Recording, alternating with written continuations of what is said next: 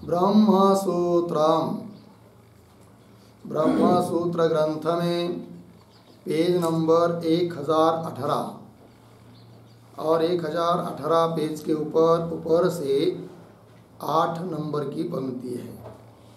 न एतद् युक्तम स्वतंत्राः एते अग्नयः अनन्यशेषभूताः इति। ठीक है, तो बात यह चल रही है तृतीय अध्याय तृतीय पाद, और तृतीय अध्याय के तृतीय पाद का यह 29 नंबर का अधिकरण चल रहा है, और इस अधिकरण का नाम है लिंग भूयस्त्वाधिकरणम। ठीक, और इस अधिकरण का विचार विषय बताया था मनश्चिदादिक अग्नियाँ, मानसिक अग्नियाँ। ठीक है, अब वो मानसिक अग्नियाँ उसके पीछे बताया हुआ जो यज्ञादिक कर्म है उसके अंग है या नहीं, यह विचार हो रहा है। और सिद्धांतियों ने तो अपनी बात बता दी कि ये सब मनश्चितादि अग्नियाँ कर्म के अंग नहीं है किंतु स्वतंत्र विद्यात्मक है, इस बात को बताया। किंतु पूर्व पक्षी कहता है कि ये मनश्चितादिक अग्नियाँ कर्म के अंग है, यज्ञादिक कर्म के अंग है, ऐसा उस पूर्व पक्षी का कहना है। तो पूर्व पक्षी कौन क्या बात कह रहा है, यह चालू हुआ इस 45 नंबर के सूत्र से, क्योंकि इस अधिकरण में जो 44 से लेकर 52 तक सूत्र संख्या है उसमें पहला सूत्र तो सिद्धांतियों का ही है 44 नंबर का, फिर आगे 45 और 46 नंबर के जो 2 सूत्र हैं वे पूर्व पक्ष के सूत्र हैं। इस 45 नंबर के सूत्र का विचार अर्थ हम लोगों ने किया था, अब उसका भाष्य बाकी है। तो भाष्य के माध्यम से पूर्व पक्षी इसी बात को बोल रहा है कि वो मनश्चितादि अग्नियाँ कर्म के अंग ही मानना उचित है, स्वतंत्र मानना उचित नहीं है। वही यह पंक्ति है न एतद् युक्तम इत्यादि। तो ये जो पंक्ति है इसके ऊपर लिखिए पूर्व पक्ष, पूर्व पक्ष। और शब्दों का थोड़ा पहले अन्वय करते हैं। कैसा बीच में आया है, एते अग्नयः, फिर उसके पीछे स्वतंत्राः, आगे अनन्यशेषभूताः इति, पीछे एतत् न युक्तम। ठीक है, क्या बात कही जा रही है? ये जो पंक्ति चालू हुई न एतद् इत्यादि, उसके पूर्व में एक वाक्य लिख लीजिए अवतरण के रूप में। पूर्व पक्षम विवृण्वन, पूर्व पक्षम विवृण्वन उक्त सिद्धांत प्रतिज्ञाम, उक्त सिद्धांत प्रतिज्ञाम निषेधति, निषेधति न एतद् इति। ठीक है, देखिए तो पूर्व पक्षम विवृण्वन, पूर्व पक्षी का विवरण करते हुए उक्त सिद्धांत प्रतिज्ञा, पीछे के सूत्र में जो सिद्धांतियों ने प्रतिज्ञा की है कि मनश्चितादि अग्नियाँ कर्म के अंग नहीं है किंतु स्वतंत्र है, तो उस प्रतिज्ञा का निषेध भी कर रहा है पूर्व पक्षी। तो पंक्ति को देखिए अन्वय के अनुसार, एते अग्नय, ये जो मनश्चितादि अग्नियाँ बताई है वे सब अग्नियाँ स्वतंत्राः, ऐसा सिद्धांतियों ने माना है, स्वतंत्राः।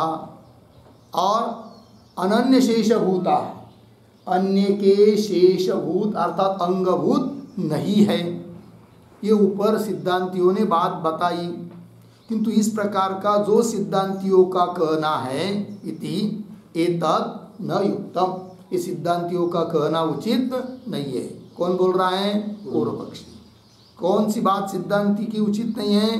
उन मनश्चित्तादि अग्नियों को कर्म के अंगभूत न मानकर स्वतंत्र मानना, यह बात उनकी उचित नहीं है। कैसे? आगे चलिए। पूर्वस्य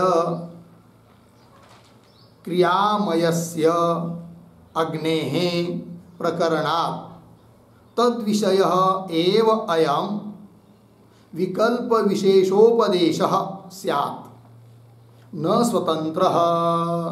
ठीक है, चलिए थोड़ा सा शब्दों का अन्वय भी कर लेते हैं। तो पूर्वस्य क्रियामयस्य अग्नेः प्रकरणात्, यहाँ तक ठीक है। फिर दो शब्द छोड़कर अयम विकल्प विशेषोपदेशः, पीछे तद विषय एव, आगे स्यात् न स्वतंत्र। ठीक है। और ये जो पंक्ति चालू हुई है पूर्वस्य, उसके पूर्व में एक वाक्य भी लिख लेते हैं अवतरण। संप्रति सहेतुकम पूर्व पक्षम प्रतिजानिते, सहेतुकम पूर्व पक्षम प्रतिजानिते पूर्वस्य इति। ठीक है। अब हेतु सहित पूर्व पक्षी अपनी प्रतिज्ञा कर रहा है। क्या कर रहा है? पंक्ति देखिए। पूर्वस्य क्रियामयस्य अग्नेः, क्रियामयस्य, यह अग्नेः का विशेषण है। क्रियामयस्य इसका अर्थ लिखिए क्रियांग भूतस्य या कर्मांग भूतस्य। क्रियामयस्य का मतलब कर्मांग भूतस्य।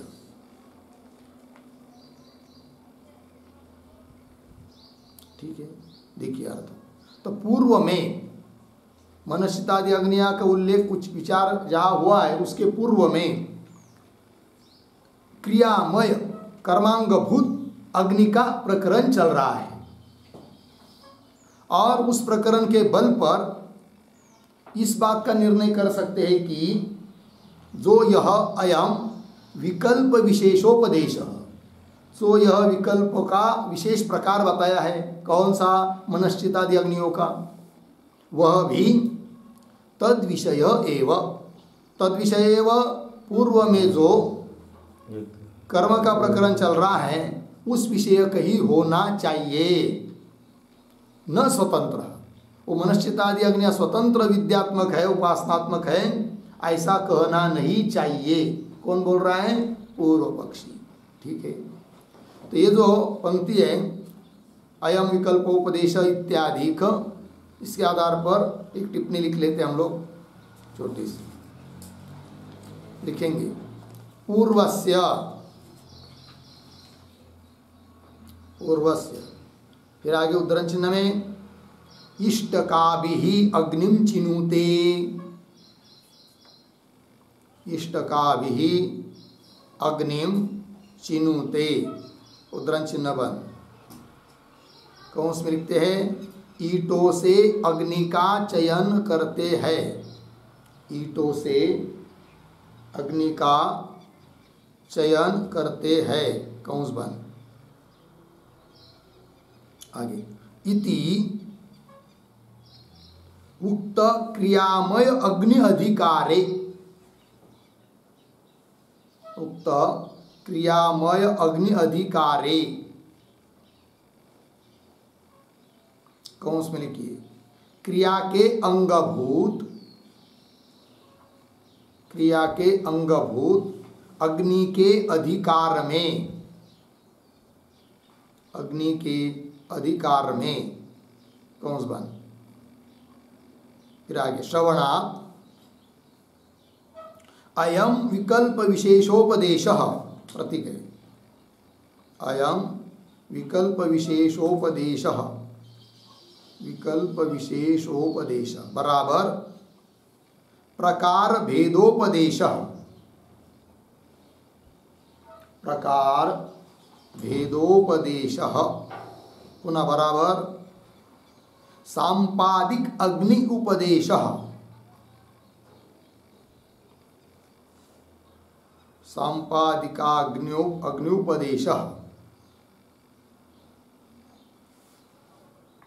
अर्धविराम, फिर आगे प्रतीक तद विषय बराबर क्रतु विषय,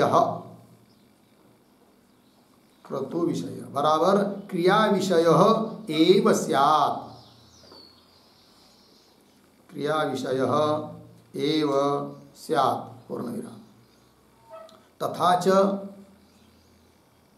च यथा क्रियामय अग्निः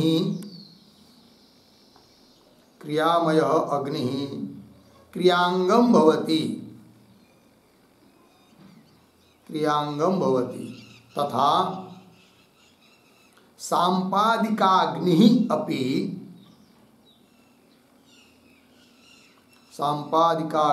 अपि तदंगम स्यात् इत्यर्थः, तदंगम स्यात् इत्यर्थः। ठीक है, देखो भाई अर्थ। तो पूर्व में इष्ट का भी अग्निम चिनुते ऐसा आया है। इष्ट का कहते ईट को, ईटों से अग्नि का चयन संपादन करते, ईटों का कुंड बनाते, उसमें अग्नि रखते, ये सब उसको बोलते ईटों से अग्नि का संपादन करना, चयन करना। इति उक्त क्रियामय अग्नि अधिकारे, क्रिया के अंगभूत अग्नि के अधिकार में ही ये इन अग्नि वनस्पतादि अग्नि को श्रुति कर रही है। श्रवणात् उसके अधिकार में श्रवण होने से यह जो अयम विकल्प विशेषोपदेश है, अर्थात प्रकार से अन्य प्रकार से जो भेद का प्रकार भेद से जो उपदेश है, अर्थात सांपादिक अग्नि का जो उपदेश है, सांपादिक कहते काल्पनिक, कल्पना मात्र, मन की वृत्तियों को अग्नि मानना, तो मनश्चित आदि जो अग्निया का उपदेश है वह भी फिर तद विषय उस विषय का ही होना चाहिए कि जिसका प्रकरण पूर्व में चल रहा है, अर्थात क्रतु विषय क्रिया विषय एव स्यात्। फिर आगे तथा च यथा क्रियामय अग्नि क्रियांगम भवति, जैसा क्रिया के संबंधी अग्नि क्रिया का अंग होता है, उस प्रकार सांपादिक अग्नि भी क्रिया का अंग होना चाहिए। ये बोल रहा है पूर्व पक्षी। आगे चलिए भाष्य में। ननु प्रकरणात् लिंगम बलीयः, अभी आक्षेप कर रहे पूर्व पक्षी के ऊपर सिद्धांती, अतः ननु के ऊपर लिखिए सिद्धांतिनः आक्षेपः, सिद्धांतिनः आक्षेपः। सिद्धांती पूर्व पक्षी के ऊपर आक्षेप कर रहे हैं। क्या? ननु प्रकरणात् लिंगम बलीय।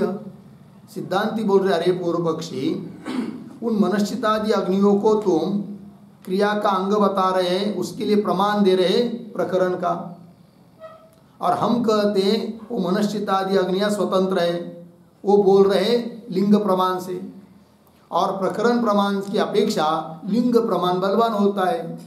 अतः उन मनश्चितादि अग्नियों को लिंग प्रमाण से स्वतंत्र ही मानना चाहिए, क्योंकि कर्म का अंग वो अग्नियां है। इस बात को जो तुम प्रकरण प्रमाण दे रहे हो वो दुर्बल होने के कारण लिंग प्रमाण से उसका पाद हो जाएगा, ये बोल रहे सिद्धांती पूर्व पक्षी को। प्रकरणात् लिंगम बलीय। तब आगे उत्तर दे रहा है सत्यम एवं एतत्। तो सत्यम एवं एतत् इसके ऊपर लिखिए पूर्व पक्षिणः समाधानम।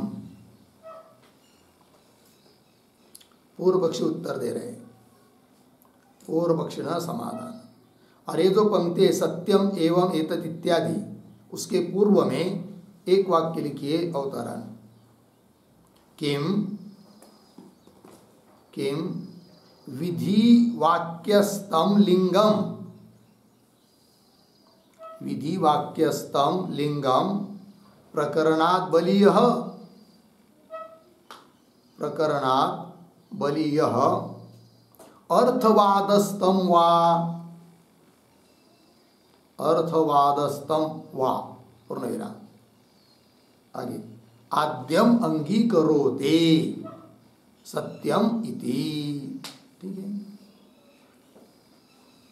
पूर्व पक्षी विकल्प करके पूछ रहा है सिद्धांतियों को, क्या हे सिद्धांती, तुम बोल रहे हो कि प्रकरण प्रमाण की अपेक्षा लिंग प्रमाण बलवान है, बात तुम्हारी बराबर है, किंतु एक हमको बताओ कि लिंग दो प्रकार का होता है। एक विधि वाक्य में स्थित लिंग होता है और एक होता है अर्थवाद वाक्य में स्थित लिंग होता है। तो प्रकरण प्रमाण की अपेक्षा बलवान इन दो लिंगों में कौन सा है बताओ। किम विधि वाक्यस्थम लिंगम प्रकरणात् बलीयः किंवा अर्थवादस्थम लिंगम प्रकरणात् बलीयः, कौन बात मानते हो, है कि नहीं। तब पूर्व सिद्धांत यदि कहेंगे कि हम लिंग प्रमाण को बलवान मानते हैं, विधि वाक्य में विद्यमान लिंग को बलवान मानते हैं। विधि वाक्य में स्थित जो लिंग लिंग रूप प्रमाण सामर्थ्य रूप लिंग, सामर्थ्यम लिंग है कि नहीं, तो उसको हम बलवान मानते हैं।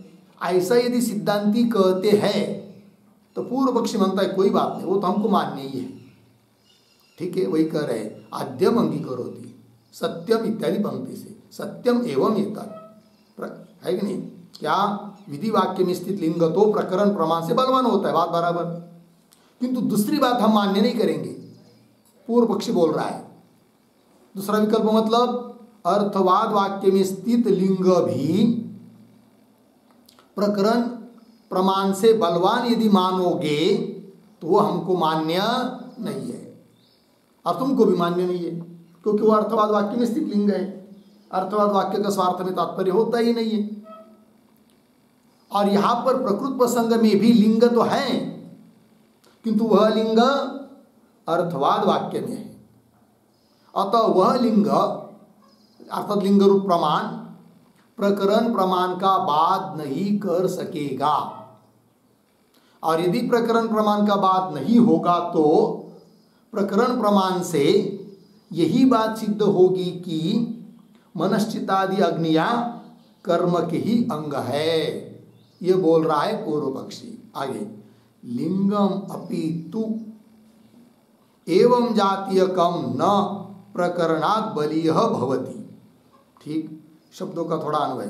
तू एवं जातीयकम पीछे लिंगम अपि, फिर आगे प्रकरणात् बलीयः न भवति। और ये जो पंक्ति चालू है ना लिंगम इत्यादि, उसके पूर्व में एक छोटा सा वाक्य अवतरण के रूप में, न द्वितीयः इति आह,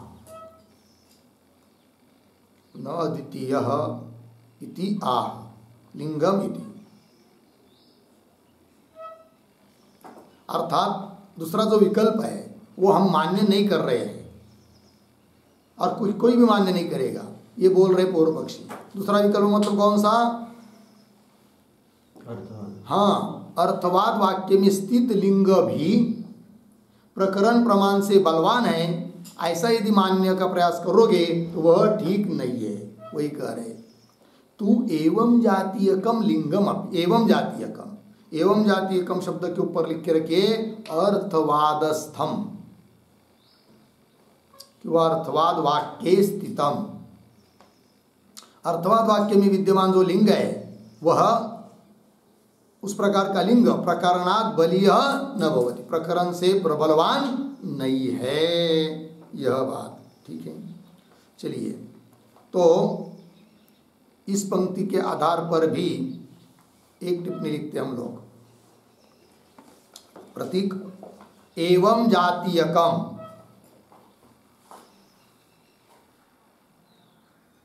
एवं जातीयकम बराबर उद्धरण चिन्ह में सर्वदा सर्वाणि भूतानि,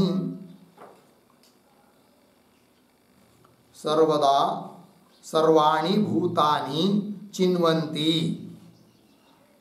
उद्धरण चिन्ह बंद, इत्यादि अर्थवादस्तम इति यावत्,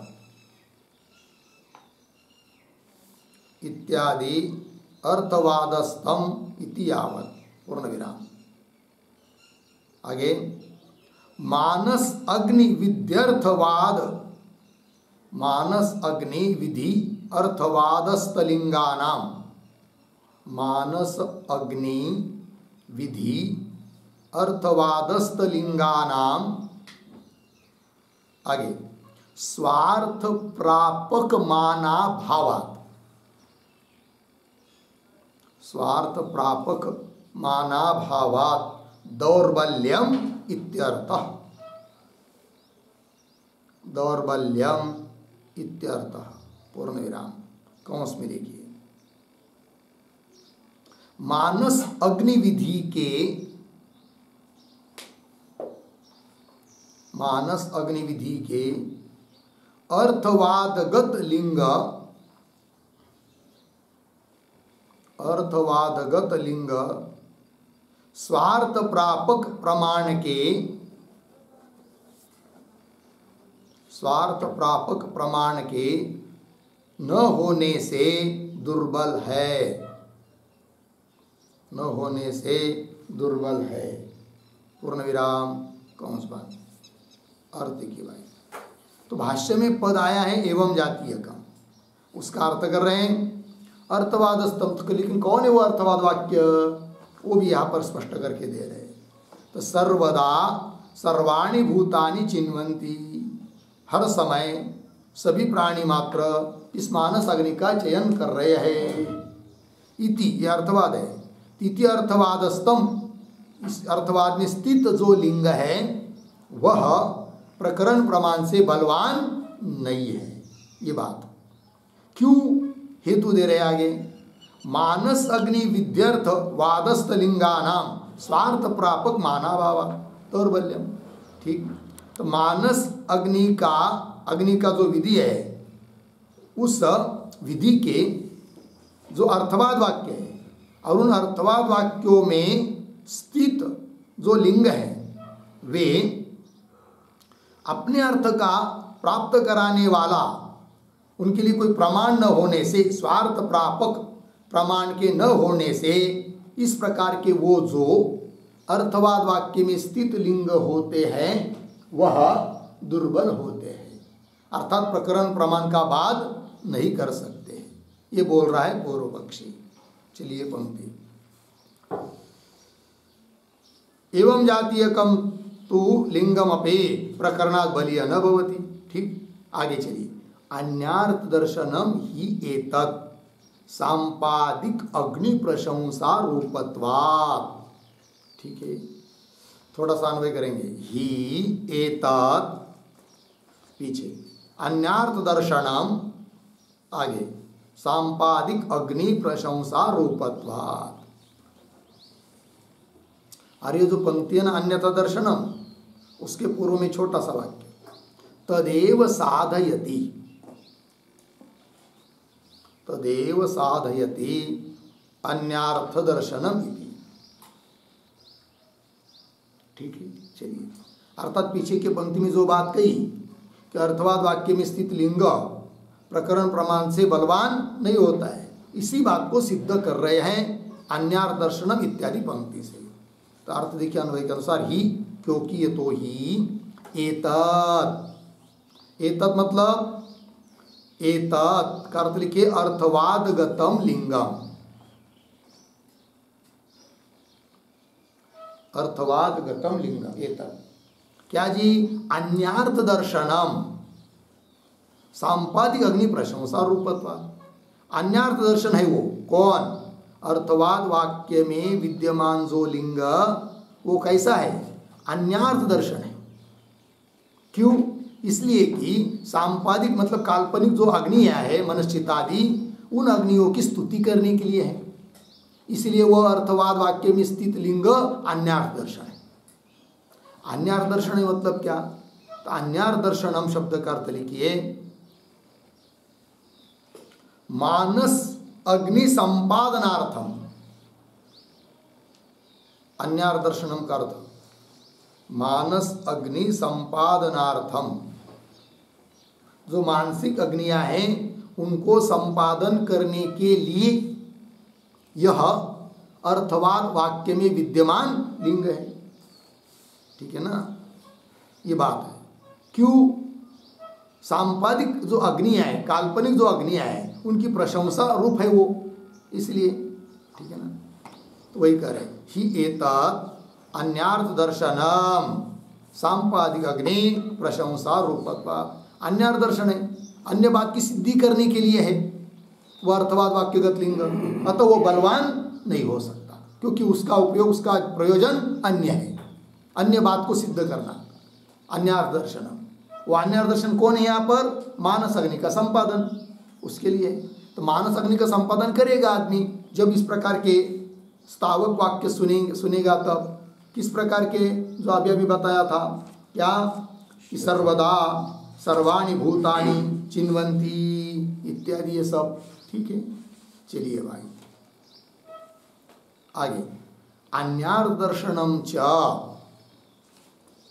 असत्याम अन्यस्याम प्राप्तौ गुणवादेन अपि उपपद्यमानम न प्रकरणम वादितुम उत्सहते। ठीक है। चलिए, तो ये जो पंक्ति है अन्यार्थ दर्शनम इत्यादि, उसके भी पूर्व में एक छोटा वाक्य लिखे होता है, अन्यार्थ दर्शनानाम अपि, अन्यार्थ दर्शनानाम अपि स्वार्थ प्रापकत्वं स्यात्, स्वार्थ प्रमापकत्वं स्यात्। ठीक है ना। पुनः देखिए, अन्यार्थ दर्शनानाम अपि स्वार्थ प्रमापकत्वं स्यात् इति आशंक्य। आगे, मूल प्रमाण सत्वे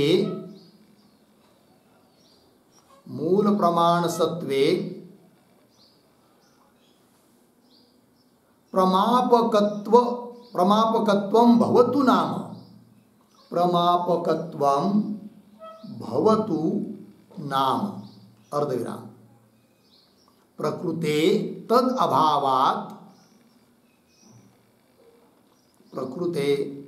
अभावात् मैवम इति आह, मैवम इति आह अन्यार्थ दर्शनम चैति। देखो भाई अर्थ,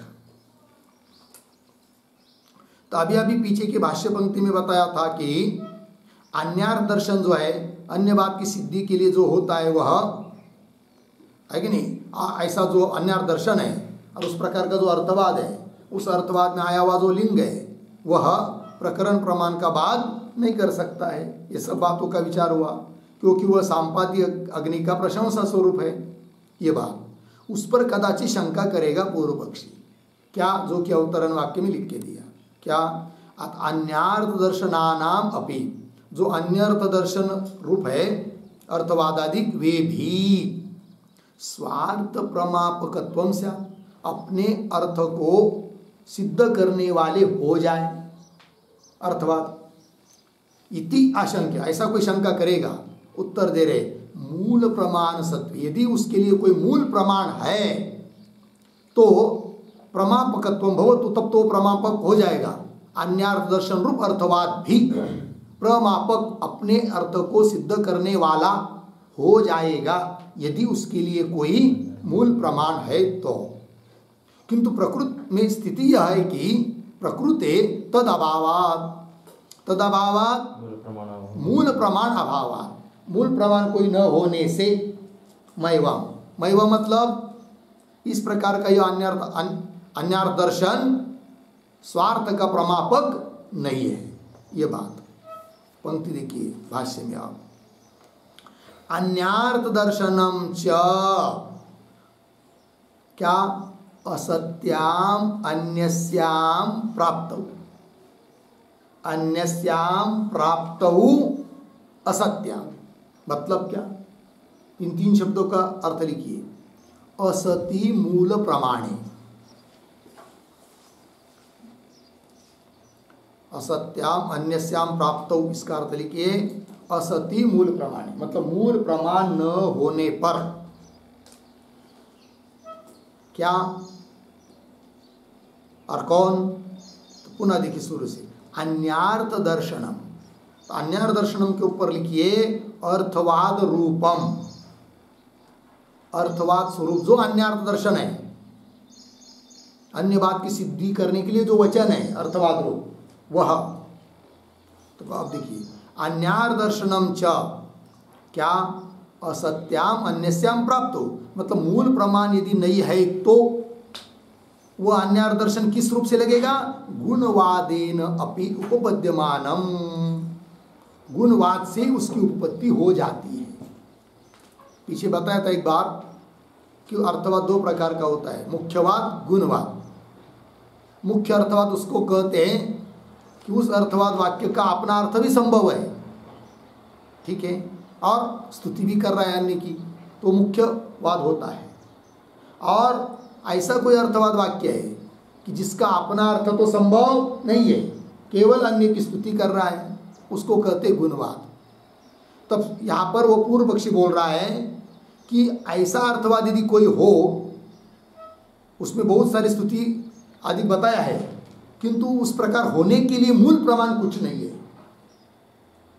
तो फिर ऐसे अर्थवाद, जैसे यहाँ पर भी प्रकृत प्रसंग में जो अर्थवाद बताया ना, क्या बताया था? अभी अभी लिख के दिया था आपको, सर्वदा सर्वाणि भूतानि चिन्वन्ति, सभी समय सभी प्राणी मात्र जो भी मन का संकल्प कर रहे हैं वो जैसे कि अग्नि का ही चयन कर रहे हैं, तो ये तो अर्थवाद है। इसके लिए मूल प्रमाण तो है नहीं है, तो मूल प्रमाण न रहने पर, है कि नहीं, ऐसा कोई अर्थवाद वाक्य है तो वह गुणवादेन अपि उपपद्यमानम, गुणवाद से वो उत्पन्न हो जाता है, गुणवाद स्वरूप है, मुख्यवाद नहीं है। तो गुणवादेन अपि उपपद्यमानम क्या न प्रकरणम बाधितुम उत्सहते, प्रकरणम बाधितुम न उत्सहते, प्रकरण का बात करने के लिए समर्थ नहीं होता है। कौन? अन्यार्थ दर्शनम रूप अर्थवाद। कौन सा? जिसके लिए कोई और मूल प्रमाण नहीं है। फिर उस अर्थवाद को किस रूप से कहेंगे? गुणवाद के रूप में, न कि मुख्यवाद के रूप में। तो इस प्रकार का अर्थवाद गुणवादात्मक है, मूल प्रमाण उसको है नहीं, अतः वह अर्थवाद और उसमें आया हुआ लिंग प्रमाण प्रकरण प्रमाण का बाध नहीं कर सकता है। लिंग प्रमाण यद्यपि बलवान है, वो प्रकरण का बात करता है, किंतु वो लिंग प्रमाण प्रकरण का बात करता है जो अर्थवाद वाक्य में स्थित नहीं है, किंतु विधि वाक्य में स्थित है। तो विधि आदि वाक्य में स्थित जो लिंग प्रमाण, वो तो प्रकरण प्रमाण का बात करेगा, अर्थात प्रकरण प्रमाण से बलवान है, किंतु अर्थवाद वाक्य में स्थित जो अर्थवाद वाक्य में स्थित जो लिंग प्रमाण, वह दुर्बल होने के कारण प्रकरण प्रमाण का बाध नहीं करेगा, वह लिंग प्रकरण प्रमाण से बलवान नहीं है। ठीक है जी, चलिए होगा इतना। आगे तस्मात् सांपादिकाः अपि एते अग्नयः प्रकरणात् क्रियानुप्रवेशिनः एव स्युः मानसवत्। ठीक, अब ये जो पंक्ति है तस्मात्, उस तस्मात् के पहले एक वाक्य लिखते हैं अवतरण।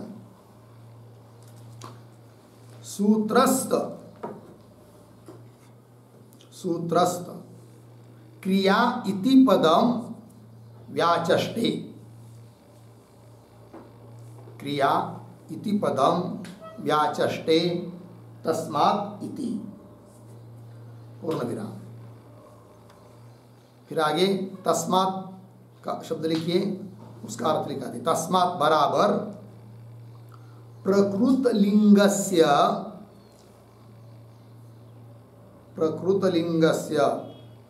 प्रकरण अबाधकत्वात्, प्रकरण अबाधकत्वात्। ठीक, देखिए भाई, तो ये जो 45 नंबर का सूत्र है, उसमें एक पद आया है क्रिया, उस पद की व्याख्या कर रहे अब। ठीक है ना, क्रिया मतलब क्या? तो वो संकल्पादिक अग्नि कर्म का अंग है। क्रिया मतलब कर्म का अंग है, इसी बात को कह रहे। फिर तस्मात् शब्द आया। तस्मात् शब्द का अर्थ भी आपको लिख के दिया कि प्रकृत जो लिंग है, अर्थवाद वाक्य में स्थित लिंग, वह प्रकरण अबाधकत्व, प्रकरण का बात करने वाला न होने के कारण सांपादिका अपि एते अग्नय। सांपादिका उसका अर्थ लिखिए काल्पनिका, क्योंकि मन के द्वारा केवल भावना करनी है मनोवृत्तियों को, वृत्तियों में अग्नि की। सांपादिका का अर्थ लिखिए काल्पनिका। देखिए फिर काल्पनिका अपि एते अग्नय, काल्पनिक अग्निया प्रकरणात् मतलब प्रकरण प्रमाण से क्रियानुप्रवेशिन, क्रियानुप्रवेशिन इसका भी अर्थ लिखिए क्रिया संबंधिन, क्रिया संबंधिन हो गया। एवसु क्रिया के संबंध ही होंगे, अर्थात क्रिया का कर्म का अंग ही है, ऐसा कह रहा है पूर्व पक्षी। उसके लिए दृष्टांत दे रहा है सूत्रस्थ पद से, मानसवत, ये दृष्टांत है। ठीक है, तो ये जो मानसवत पद है भाष्य में अभी दृष्टांत के रूप में आया हुआ, उसके पूर्व में एक वाक्य लिखते हैं, ननु ननु अक्रियारूपानाम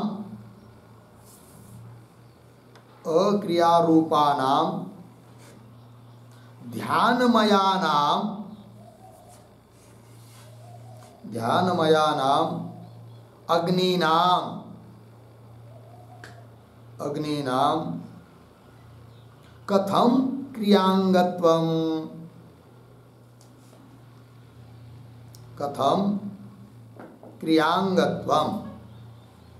तत्र आह मानसवत्, तत्र आह मानसवत्। ठीक, देखिए भैया। तो कोई पूछेगा पूर्व पक्षी को, हे पूर्व पक्षी, जिन अग्नियों को तुम क्रिया का अंग बोल रहे हो, ऐसे जो मनश्चितादि अग्नियां हैं वो कैसी है? साक्षात अक्रिया रूपा नाम, क्रिया रूप नहीं है। दूसरी बात ध्यानमय है, भावनात्मक है केवल। ऐसे उन अग्नियों का कैसे, अग्नियों को आप कैसे क्रिया का अंग है ऐसा बोल रहे हो? ऐसा यदि पूर्व पक्षी को कोई पूछता है तो पूर्व पक्षी उत्तर देता है दृष्टांत से, मानसवत्, ये दृष्टांत है। उसका विस्तार कर रहे आगे की पंक्तियों में।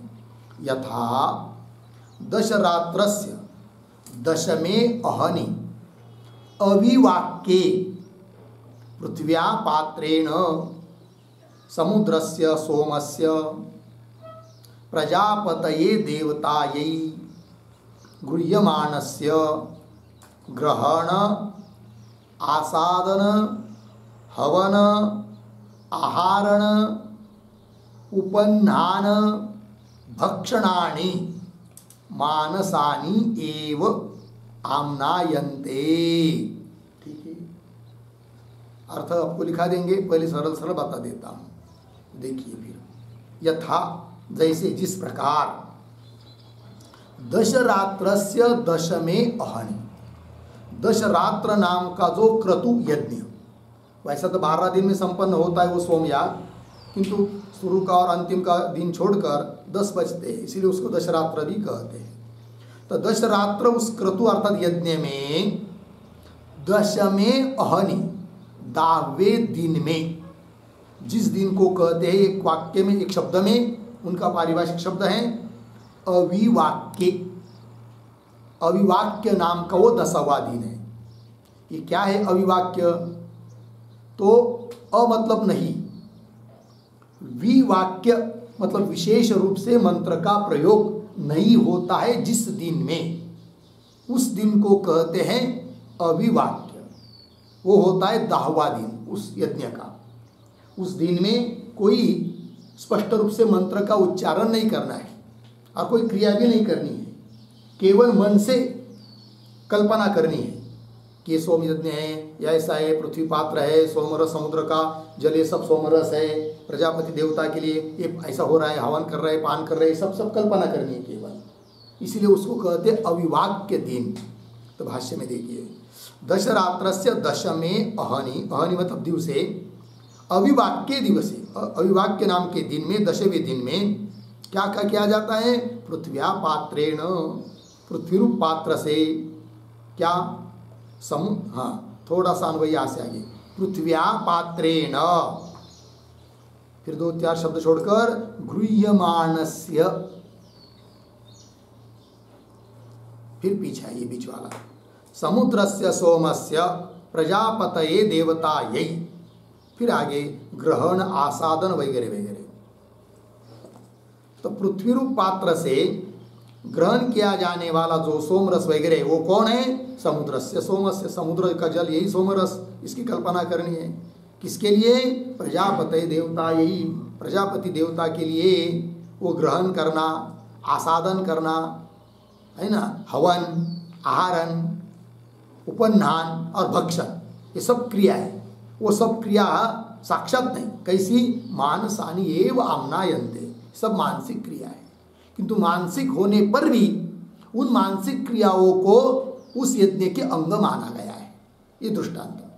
तो जैसे ये मानसिक क्रिया 10वें दिन में होने वाली उस यज्ञ के अंग है, उसी प्रकार मनश्चितादि अग्नियां केवल मानसिक रूप, मानसिक होने पर भी, काल्पनिक होने पर भी उसके पीछे आया हुआ जो यज्ञादि कर्म है उसके वो अंग ही होंगे, ऐसा बोल रहा है कौन?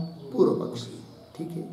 अब ये जो इस यथा से लेकर आमनायन्ते तक जो दृष्टांत का विस्तार किया है, और उसमें बहुत सारे अपरिचित शब्द आए, ग्रहण, आसादन, हवन, आहारण, ये सब, उन सभी का भी अर्थ भी लिख देते हैं। तो थोड़ा सा लिखते हैं हम लोग इस दृष्टांत के आधार पर लिखेंगे। अह का अर्थ है दीन, हिंदी में लिखा है। अह का अर्थ है दिन, पूर्ण विराम। आगे 12 दिन में होने वाले,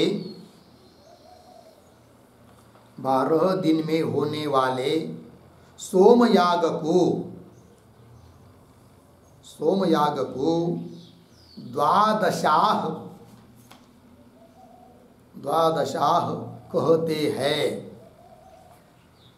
कहते हैं, पूर्ण विराम।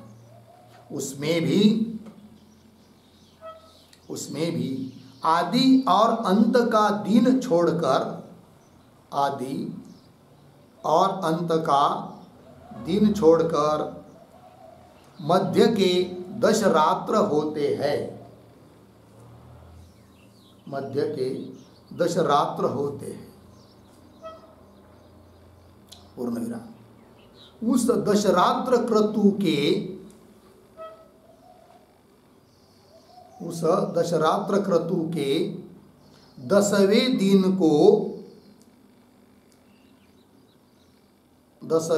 को अविवाक्य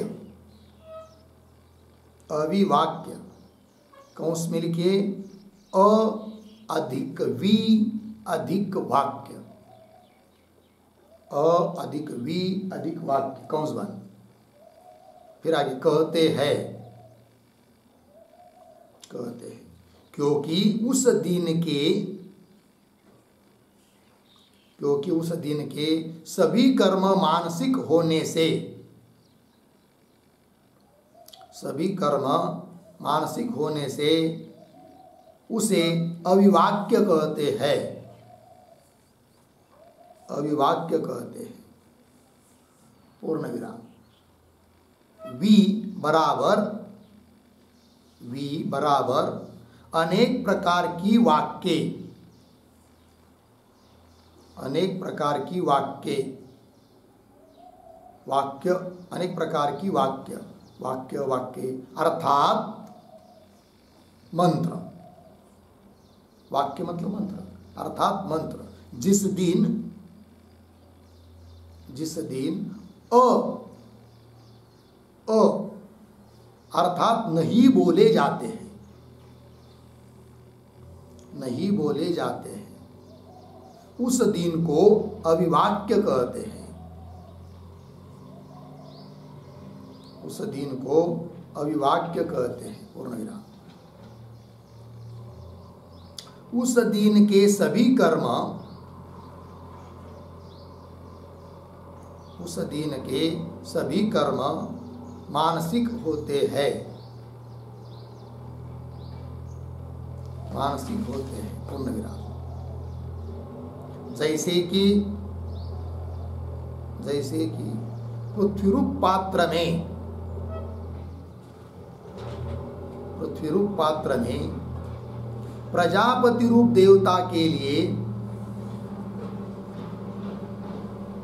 प्रजापति रूप देवता के लिए ग्रहण किया जाने वाला जो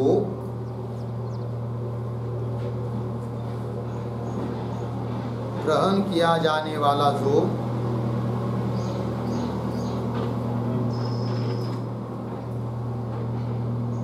ठीक है,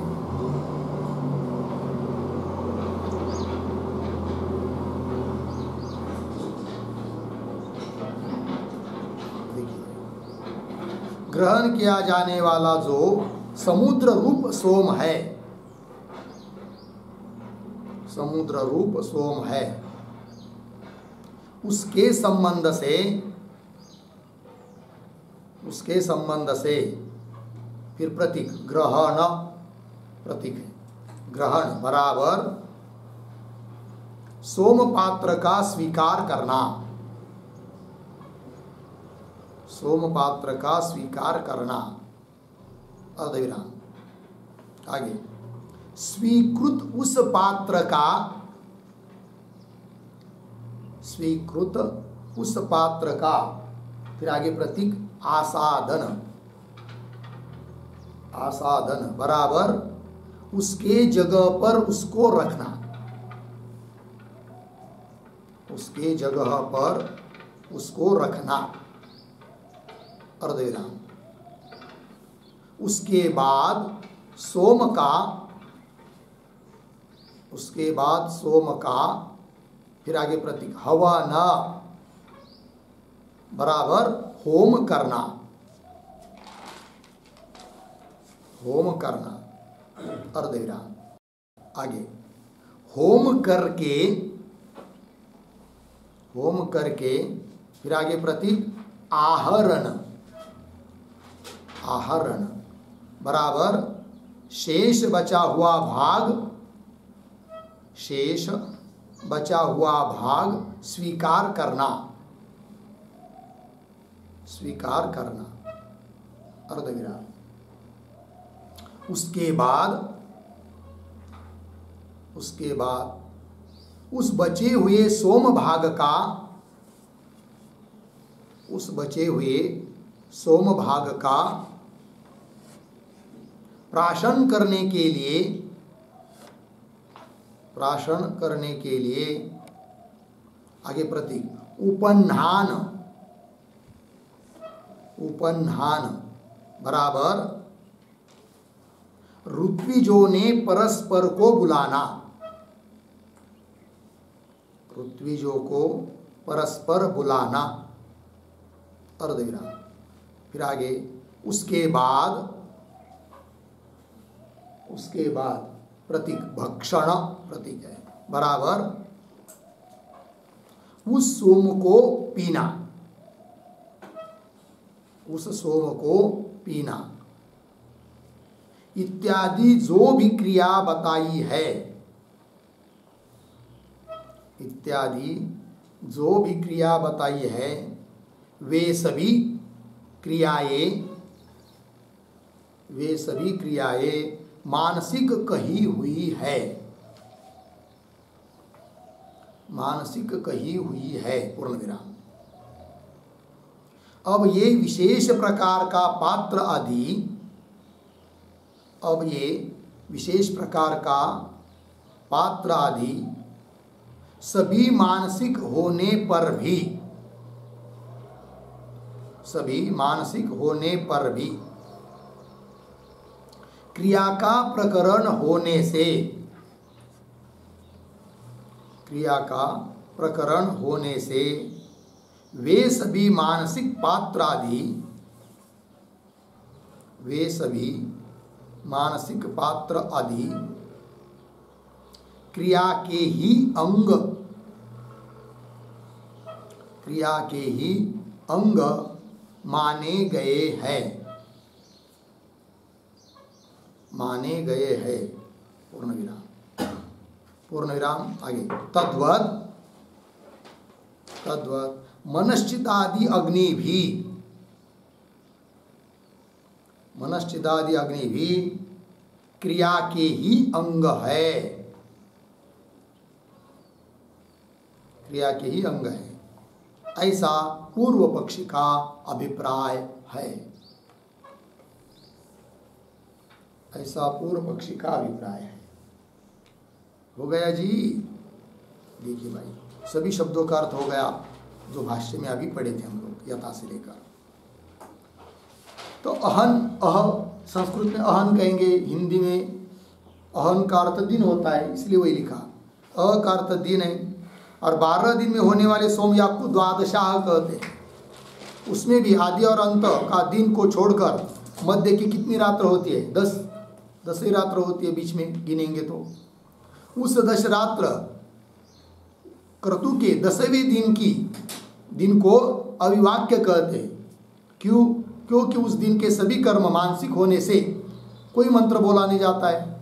अतः वि मतलब अनेक प्रकार के क्या वाक्य अर्थात मंत्र, वि वाक्य अनेक प्रकार के मंत्र नहीं बोले जाते जिस दिन, उस दिन को कहेंगे अविवाक्य। और उस दिन के सभी कर्म मानसिक होते हैं। उदाहरण जैसे पृथ्वी रूप पात्र में प्रजापति रूप देवता के लिए ग्रहण किया जाने वाला जो समुद्र रूप सोम है, उसके संबंध से फिर शब्द आए हैं भाष्य में ना, ग्रहण आदि, उनका अर्थ लिख दिया।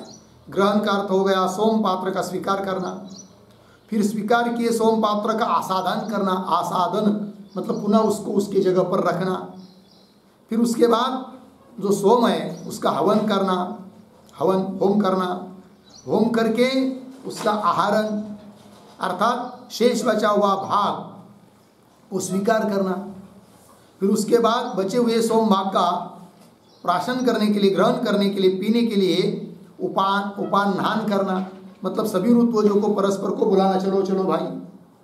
फिर उसके बाद उसका भक्षण करना। किंतु ये सब वास्तव में नहीं हो रहा है, ये सब क्या है? मानसिक, मन से ऐसे ऐसे ऐसे ऐसे सब कल्पना करनी है। ठीक है, तो वही बताया, ये सब क्रियाएं मानसिक कही हुई है। अब ये विशेष प्रकार का पात्र आदि सभी मानसिक होने पर भी क्रिया का प्रकरण होने से ये सभी मानसिक पात्र क्रिया के अंग माने गए हैं, मानसवत दृष्टांत हुआ।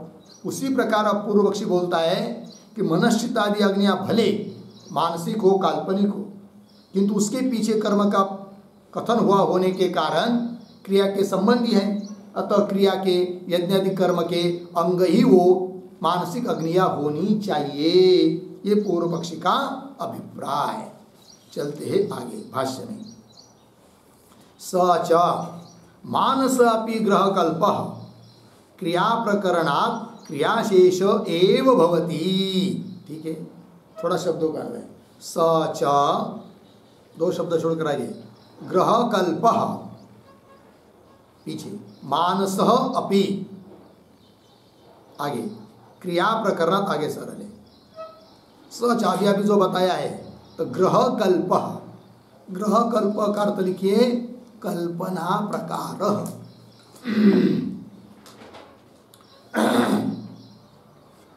ग्रह कल्प मतलब कल्पना प्रकार। मानस अभी अभी जो पीछे बताया, ग्रहण, आसादन, हवन आदि आदि ये सब क्या है? कल्पना का प्रकार मानसिक है। तो भी क्रिया प्रकरणात्, क्रिया के प्रकरण में होने से क्रियाशेष, क्रियाशेष क्रियांग, क्रियाशेष क्रियांग एव भवति। होगा इतना। आगे, एवं अयम अपि अग्निकल्प इत्यर्थः। वाक्य पूरा करना है, पीछे के शब्द आएंगे, 1 2 3 शब्द। तो पीछे का वाक्य भी पढ़ता हूँ, फिर आगे का वाक्य आप लोग पूरा करेंगे। पुनः देखिए, स च ग्रहकल्पः मानस अपि क्रिया प्रकरणात् क्रियाशेष एव भवति एवं अयम अपि अग्निकल्पः। क्या?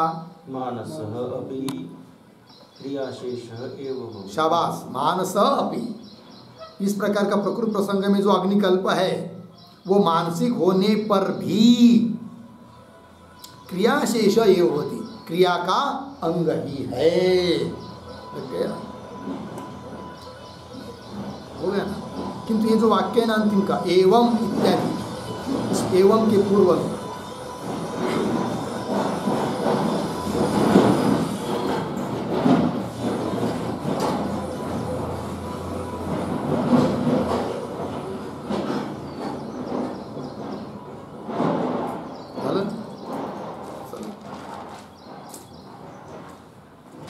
ये जो एवं इत्यादि पंक्ति है ना, उसके पूर्व में एक वाक्य लिखते हैं भाई, अवतरण। उक्त दृष्टान्तात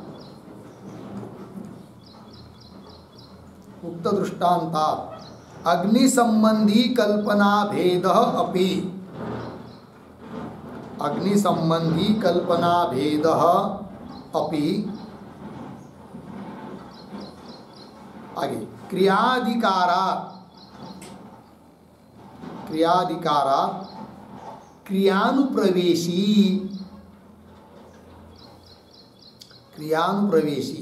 इति दार्ष्टान्तिकम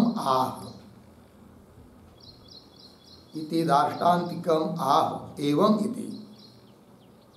ठीक है, देखो भाई अर्थ। उक्त दृष्टांत, जो ऊपर दृष्टांत दिया है मानसवत सूत्र में, उससे क्या निश्चय हुआ कि अग्नि संबंधी कल्पना भेद, अग्नि के संबंधी जो कल्पना का प्रकार है मनश्चित आदि अग्नियां, वे भी क्रिया के अधिकार में पठित होने के कारण क्रियानुप्रवेशी, मतलब क्रिया के संबंधी, क्रिया के अंग ही होना चाहिए, ऐसा दार्ष्टान्त बता रहे, सिद्धांत बता रहे हैं। एवं सिद्धांत मतलब पूर्व पक्षी का सिद्धांत, ठीक है ना। एवं अयम अपि अग्निकल्प। अग्निकल्प मतलब क्या, उसका अर्थ लिखिए, अग्निकल्पना प्रकार। अग्निकल्प मतलब अग्निकल्पना प्रकार, अर्थात मनश्चित आदि अग्नियों के कल्पना का जो प्रकार है वह क्या, क्रियाशेष, पीछे से आएंगे, क्रियाशेष भवति, क्रिया का शेष ही है। ये पूर्व पक्षी ने अपनी बात पक्की कर दी। इस प्रकार इसके साथ साथ 45 नंबर के सूत्र का भाष्य पूरा हुआ। फिर आगे चलते हैं 46 नंबर का सूत्र, वो भी पूर्व पक्षी का ही सूत्र है। अतः पहले सूत्र का उच्चारण और अर्थ कर लेते हैं। सूत्र है अतिदेशाच्च। अतिदेशाच्च। ठीक, चलिए लिखते हैं। सूत्रावतरणम बराबर मनश्चिदादीनां क्रियांगत्वे, मनश्चिदादीनां क्रियांगत्वे पूर्वपक्षेन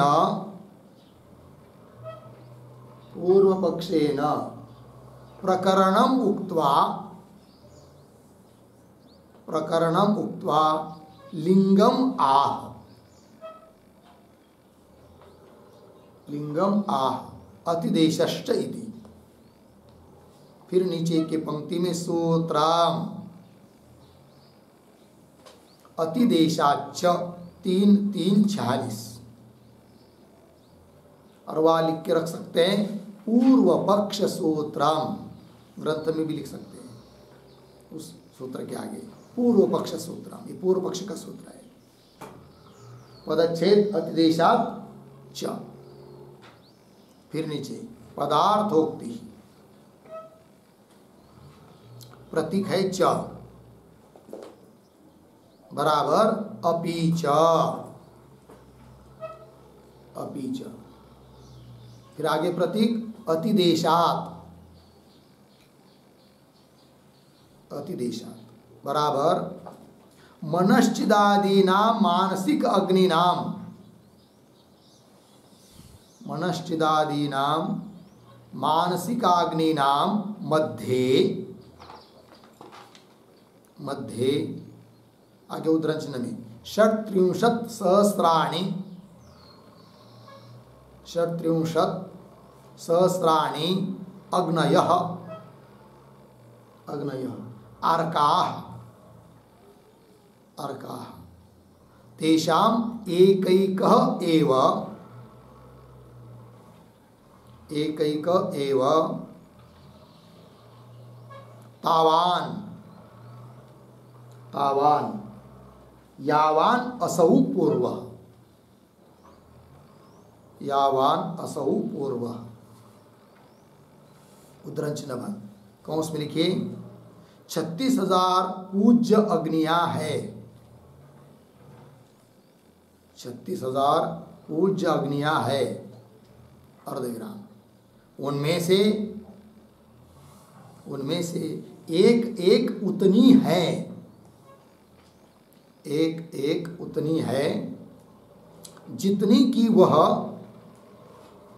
जितनी की वह पूर्व अग्नि है, पूर्व अग्नि है। कौंस बंद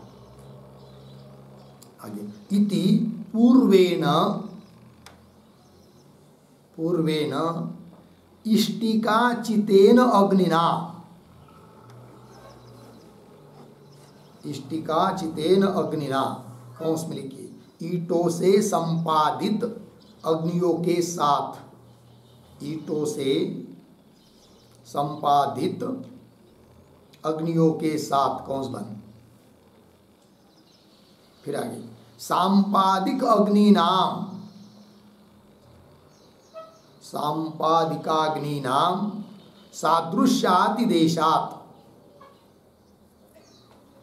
सादृश्याति देशात् क्रियाशेषत्वम्, क्रियाशेषत्वम् उपोद्बलयति,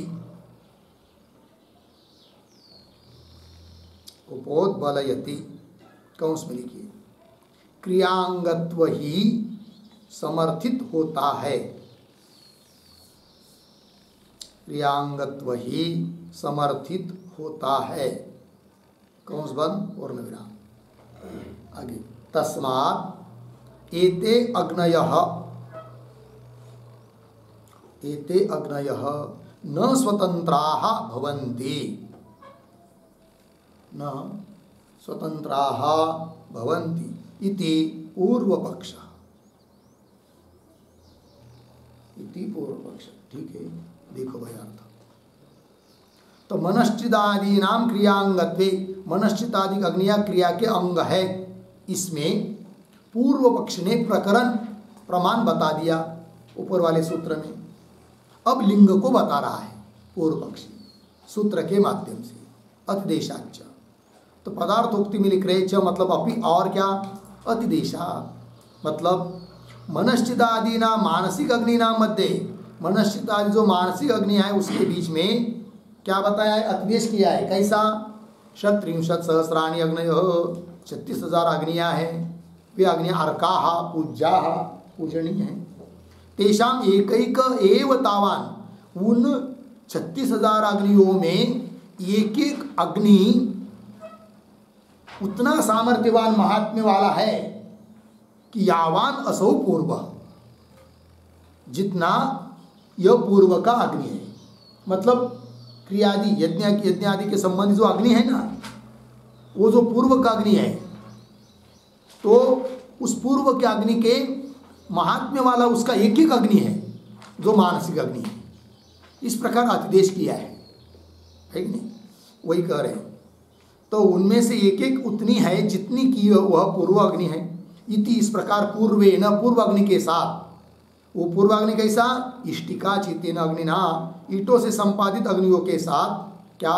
सांपादिक अग्नि नाम सादृश्य अतिदेशा, संपादिक काल्पनिक अग्नियों के साथ सादृश्य का अतिदेश किया है। इसलिए मालूम पड़ता है कि वो मानसिक अग्नियां भी क्रिया के शेष है। यदि वो क्रिया के अंग नहीं होती मानसिक अग्नियां, तो उनके लिए यह अतिदेश क्यों किया होता? नहीं किया होता फिर तो, कि जबकि अतिदेश किया है और अतिदेश सादृश्य में ही होता है। इससे मालूम पड़ता है कि मानसिक अग्नियां भी क्रिया के अंग ही है। ये बोल रहा है पूर्व पक्षी। वही कह रहा है तस्मात् एते अग्नय न स्वतंत्रा भवन्ति, स्वतंत्र नहीं है, क्रिया के अंग है। ठीक, चलिए भाष्य में अतिदेशः च येषाम् अग्नीनां क्रियानुप्रवेशम उपोद्बलयति। ठीक, थोड़ा शब्दों का अन्वय। च येषाम् अग्नीनां पीछे अतिदेशः आगे क्रियानुप्रवेशम उपोद्बलयति। ठीक है, तो सूत्र की व्याख्या कर रहे भाई क्या? येषाम् अग्निनाम, ये जो अग्नियां मनश्चित्तादि अग्नियां, तो उन अग्नियों का जो अतिदेश है वो अतिदेश क्या बता रहा है? क्रियानुप्रवेशम, क्रियानुप्रवेश क्रिया के साथ संबंध, क्रिया का अंगत्व, उपोद्बलयति समर्थित कर रहा है, बता रहा है, पुष्ट कर रहा है इस बात को कि क्रिया के अंग है करके। मानसिक अग्नियां कैसा निश्चय किया जा रहा है? अतिदेश के कारण। ठीक है, उपोद्बलयति, वो कौन है अतिदेश? तो वो दे रहे आगे 37 सहस्राणि अग्नयः अर्काः तेषाम् एकैक एव तावान् यावान् असौ पूर्वः इति। यह अतिदेश है भाई। तो ये जो 37 इत्यादि पंक्ति चालू हुई ना, उसके पीछे छोटा सा वाक्य देखिए, अतिदेशम दर्शयति, अतिदेशम दर्शयति 37। ठीक है, चलिए इसका अर्थ आपको लिख के दे दिया है। तो 37 सहस्राणि मतलब 36,000 अग्नियां, अर्काः मतलब पूज्या। फिर आगे तेषाम एकैक एव, तेषाम एकैक एव, तेषाम मतलब उन अग्नियों का एक एक अग्नि, जो मानसिक अग्नियां हैं उनका एक एक अग्नि तावान, उतने महात्म्य वाला है कि यावान असौ पूर्व, पूर्व मतलब क्रियाग्नि, पूर्व का अर्थ लिखना है क्रियाग्नि। ठीक है, तो ये जो श्रुति वाक्य है इसका एक वाक्य में अभिप्राय बता देते हैं, तो लिख लीजिए आप। क्रियामयस्य अग्नेः, क्रियामयस्य अग्नेः यावत् महात्म्यं भवति, यावत् महात्म्यं भवति तावत् तेषां ज्ञानमयानां मनश्चिदादीनां, ज्ञानमयानां मनश्चिदादीनां अग्निनां मध्ये एकैकस्य अग्नेः इत्यर्थः, एकैकस्य अग्नेः इत्यर्थः।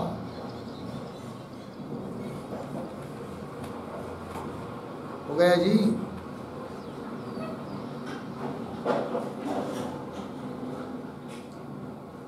देखिए भाई अर्थ, क्रियामय से अग्नि, क्रियामय अग्नि का, क्रिया संबंधी अग्नि का, क्रिया के अंगभूत अग्नि का यावत महात्म्य, जितना महात्म्य है तावत उतना महात्म्य तो उन ज्ञानमय मनश्चिदादि जो अग्नियां हैं, लेकिन भावनामय, उन अग्नियों के मध्य में एक एक अग्नि का उतना महात्म्य है। इस प्रकार का आदेश किया है। ठीक है, चलते आगे भाष्य में। सती ही सामान्य अतिदेश प्रवर्तते, अन्वय ही सामान्य सती अतिदेश प्रवर्तते। ठीक है, अब ये जो पंक्ति है ना सती इत्यादि, उसके पूर्व में एक वाक्य लिखती छोटा सा, एतावता कथम कृत्वंगत्वम, कथम कृत्वंगत्वम अर्धविराम तद आह सती ही इति। ठीक है, कोई पूछेगा पूर्व पक्षी को, ठीक है आदेश किया है, बात सब बराबर है, किंतु उतने मात्र से कैसा यह मनश्चितादि अग्नि कर्तुक अंग हो जाएगा? तब उत्तर दे रहा है वो पूर्व पक्षी ही, क्योंकि सामान्य सती, सामान्य सादृश्य, सादृश्य रहने पर ही अतिदेश प्रवृत्त होता है, अतिदेश होता है। ठीक है ना? और यहाँ पर भी फिर सामान्य है मतलब सादृश्य है। क्या सादृश्य है? तो लिखिए सादृश्य क्या है, एक वाक्य में, एक शब्द में लिखते। कृत्वंगता लक्षण, कृत्वंगता लक्षण सादृश्य सापेक्षात, सादृश्य सापेक्षात अतिदेशात, अतिदेशात क्रियांगत्वं भवति इत्यर्थः, क्रियांगत्वं भवति इत्यर्थः। ठीक है? तो क्या दोनों में सादृश्य है भाई? तब बोल रहा है पूर्व पक्षी कृत्वंगता, क्रतु यज्ञ, तो यज्ञ का अंग जैसा वो इष्टिकाचित अग्नि है, उसी प्रकार ये मनश्चिदादि अग्नि भी क्रतु का अंग जरूर होगा, तभी तो क्या अतिदेश कर रहे। यही उनमें सादृश्य है कि क्रतु अंगता जैसा धर्म उस अग्नि में है, उस प्रकार इस अग्नि में भी है, तभी तो अतिदेश हो रहा है। वही कह रहे हैं कृत्वंगता लक्षण, कृत्वंगता स्वरूप सादृश्य सापेक्षात, इस प्रकार के सादृश्य की अपेक्षा करने वाला जो अतिदेश, उस अतिदेश से निश्चय होता है कि यह मनश्चितादि अग्नि भी क्रिया का अंग है। ठीक है, चलते आगे। ततश्च पूर्वेन इष्टिकाचितेन क्रियानुप्रवेशिना अग्निना सांपादिक अग्नि, सांपादिक क्या है, सांपादिकान अग्नीन अतिदिशन क्रियानुप्रवेशम एव एषाम द्योतयति। ठीक है, चलिए भाई, ये जो पंक्ति है ना ततश्च इत्यादि, तो तत के पहले भी एक वाक्य लिखते हैं। क्रियानुप्रवेशम अंतरेण, क्रियानुप्रवेशम अंतरेण अन्यत एव सादृश्यम, अन्यत एव सादृश्यम अतिदेशकृतम, अतिदेशकृतम इति आशंक्य, इति आशंक्य तस्य तस्य योग्यानुपलम्भात्, योग्य अनुपलम्भात् मैवम इति आह, मैवम इति आह ततः इति। देखिए भाई अर्थ। अब कदाचित कोई वो पूछेगा पूर्व पक्षी को कि हे पूर्व पक्षी, जो अभी अभी तुमने आप पीछे के वाक्य में बात बताई कि सादृश्य रहने पर ही अतिदेश होता है, और सादृश्य भी बता दिया तुमने, क्या सादृश्य बताया? कृत्वंगता। तब उस पर कोई आरोप कर रहा है क्या? क्रियानुप्रवेशम अंतरेण, मतलब कृत्वंगता इसको छोड़कर, क्रिया के संबंधों को छोड़कर अन्य दूसरा ही कोई सादृश्य होगा जिसके कारण अतिदेश किया जा रहा है। वो अतिदेश, इस सादृश्य को लेकर क्यों तुम पूर्व पक्षी मान रहे हो कि कृत्वंगता रूप सादृश्य दोनों में है? उसको छोड़कर हो सकता है और कोई सादृश्य होगा, तभी तो अतिदेश हो रहा है। वही कह रहे हैं क्रियानुप्रवेशम अंतरेण अन्यत एव सादृश्यम, अतिदेश कृतम, अतिदेश होने के लिए हो जाए, इति आशंका, ऐसी कोई शंका करेगा? तो पूर्व पक्षी बोलता है नहीं। क्यों? तस्य योग्य अनुपलम्भात्, उस प्रकार का कोई सादृश्य उपलब्ध नहीं होता है जिससे अतिदेश माना जाए। यही एकमात्र सादृश्य कृत्वंगता। ये बोल रहा है कौन? पूर्व पक्षी। इसलिए मैवम, हे आक्षेप करता तुम ऐसा मत बोलो, ये बोल रहा है ततश्च पूर्वेन इष्टिकाचितेन क्रियानुप्रवेशिना अग्निना, पूर्व में मतलब मनश्चितादि अग्नि जहाँ पर बताई उसके पीछे जो इष्टिकादि अग्नि है, ईंटों से संपादित अग्नि है, ईंटों से बांध के रखा हुआ अग्नि है कि नहीं? पूर्वेन इष्टिकाचितेन, और कैसा है वो?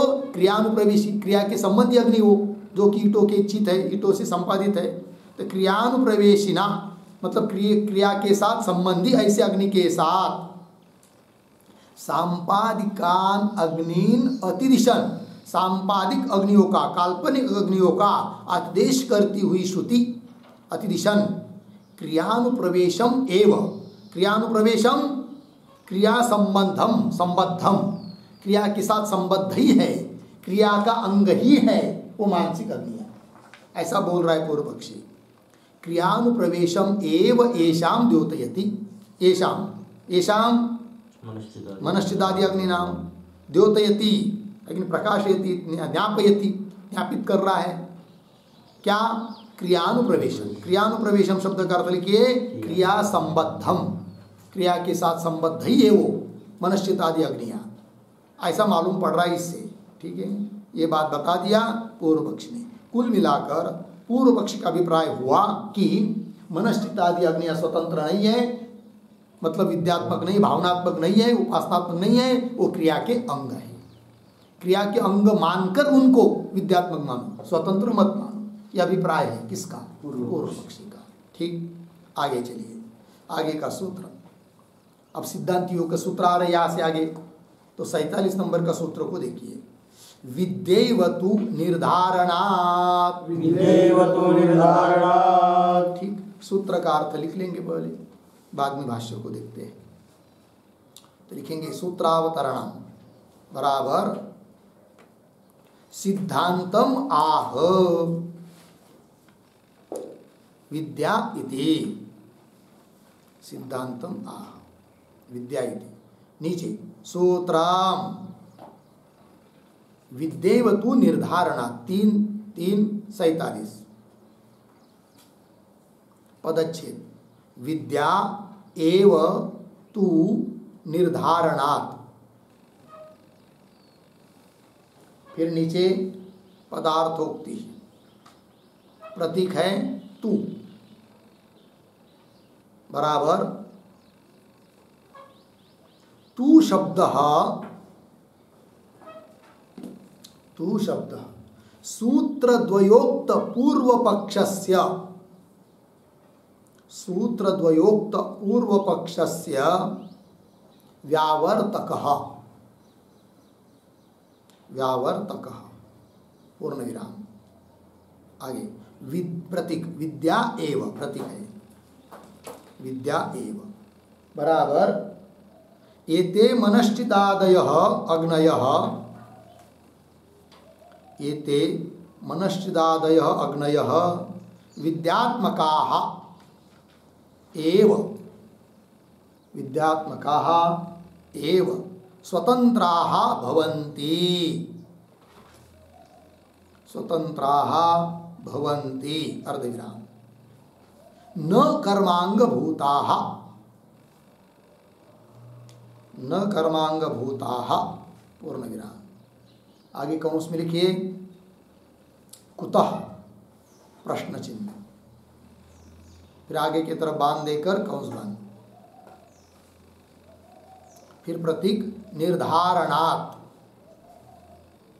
निर्धारणात् बराबर उद्धरण चिन्ह में ते ह एते विद्याचितः एव, विद्याचितः एव उद्धरण चिन्ह बंद, कंस में लिखिए वे मनश्चितादि अग्नियां, वे मनश्चितादि अग्नियां विद्यात्मक ही है, विद्यात्मक ही है कंस बंद, आगे इति अवधारणात्, इति अवधारणा पूर्ण विराम, एवकार श्रुति ही, एवकार श्रुति ही कंस में लिखिए एव शब्द, एव शब्द कंस बंद, आगे कर्म प्रकरण बाधिका इत्यर्थः, कर्म प्रकरण बाधिका इत्यर्थः। ठीक, देखो भाई अर्थ। तो सिद्धांती अपनी बात बोल रहे सूत्र के माध्यम से, सूत्र आया विद्येवतु निर्धारणा, पदार्थोक्ति में लिख रहे तू, तू शब्द मतलब क्या करता है? तू शब्द बोल रहा है कि पीछे के 2 सूत्र में बताया हुआ जो पूर्व पक्ष है वो ठीक नहीं है, उसकी व्यावृत्ति कर रहा है तू शब्द। फिर आगे प्रतीक विद्या एवं, मतलब एते मनश्चितादि अग्नियां विद्यात्मक ही है, भावनात्मक ही है, अर्थात स्वतंत्र है, न कर्मांगभूता, कर्म के अंगभूत नहीं है। ठीक है, क्यों हेतु दे रहे, निर्धारणा, श्रुति ने निर्धारण किया है, निश्चय किया है। कौन श्रुति है वो? तब दे रहे ते ह एते विद्याचित एव, उसी प्रकरण में आया हुआ ये वाक्य है। तो वे सब मनश्चित आदि अग्नियां विद्यात्मक ही है, भावनात्मक ही है, ये बात ऐसा निश्चय किया है, अवधारण किया है। और श्रुति में जो एव शब्द आया है विद्याचित एव, तो ये एव शब्द क्या कर रहा है? एवकार श्रुति ही, मतलब शब्द कर्म प्रकरण बाधिका, कर्म प्रकरण का बात कर रहा है। अर्थात कर्म प्रकरण होने से ये मनश्चित आदि अग्निया कर्म के अंग है ऐसा सिद्ध नहीं कर सकते, क्योंकि एवकार निश्चय रूप से बता रहा है कि विद्यात्मक ही है करके। ठीक है, चलिए भाई भाष्य में तू शब्द पक्षम व्यावर्तयते, मिल गया ना? हाँ, तो ये जो पंक्ति चालू हुई तू शब्द, उसके पूर्व में एक वाक्य लिखिए, पर पक्ष निषेधम प्रतिजानिते, पर पक्ष निषेधम प्रतिजानिते तू शब्द इति, मतलब पूर्व पक्षी का जो मत है, पक्ष है, उसका निषेध करने की प्रतिज्ञा कर रहा है तू शब्द। तो वही लिख रहे तू शब्द पक्षम व्यावर्तयति, पूर्व पक्ष की व्यावृत्ति कर रहा है। ठीक, आगे चलिए, विद्यात्मका एव एते स्वतंत्राः मनश्चिदादय अग्नयः स्युः न क्रियाशेषभूताः। ठीक, शब्दों का थोड़ा अन्वय, विद्यात्मका एव एते,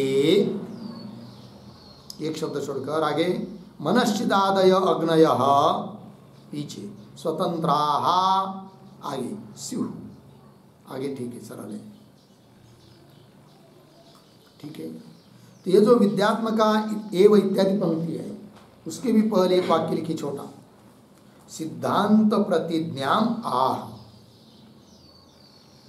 सिद्धांत प्रतिज्ञाम आह, विद्या इति, सिद्धांतियों की प्रतिज्ञा बता रहे हैं। क्या है प्रतिज्ञा? विद्यात्मका एव, ये मनश्चित आदि अग्नियां विद्यात्मक ही है, भावनात्मक ही है, स्वतंत्र है, वही कह रहे विद्यात्मका एव एते मनश्चितादय अग्नय स्वतंत्र आसु न क्रियाशेष होता है, क्रिया के अंगभूत नहीं है। तो बोलेंगे क्यों?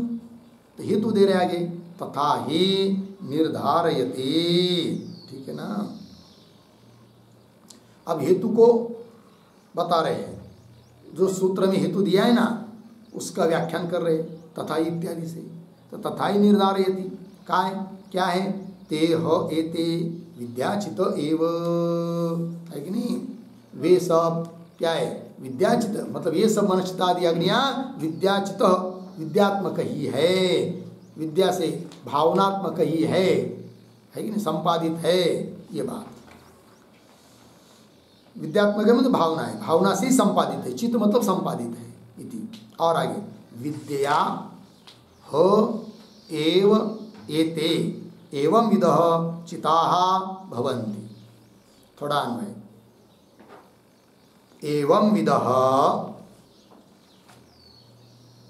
पीछे एते,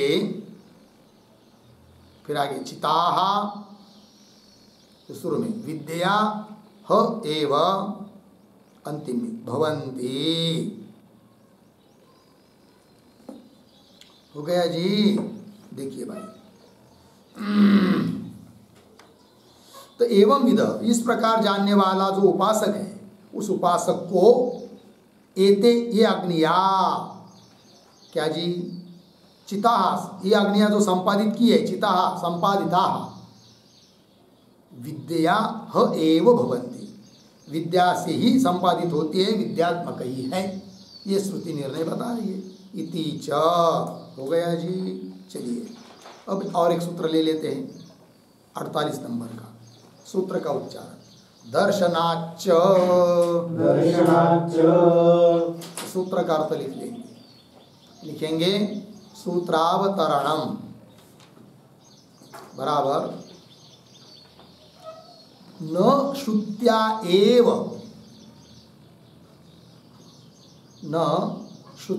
एव प्रकरणम बाध्यम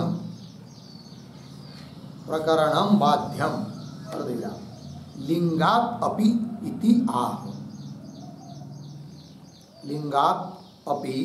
इति आह दर्शनाच्च। फिर नीचे की पंक्ति में सोत्राम दर्शनाच्च 3:3:48 पदच्छेद दर्शनाच्च। फिर नीचे की पंक्ति में पदार्थ होती प्रतीक है च बराबर अपि। आगे दर्शनात् बराबर मनश्चिदादीनां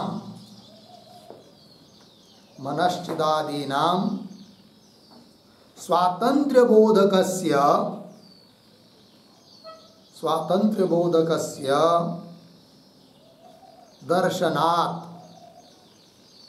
दर्शनात् बराबर उद्धरण चिन्ह में लिंग भूयस्त्वात् उद्धरण चिन्ह 1 ब्रह्मसूत्र 3:3:44 इत्यत्र उक्तस्य अर्धविराम प्रकरण बाधकस्य लिंगस्य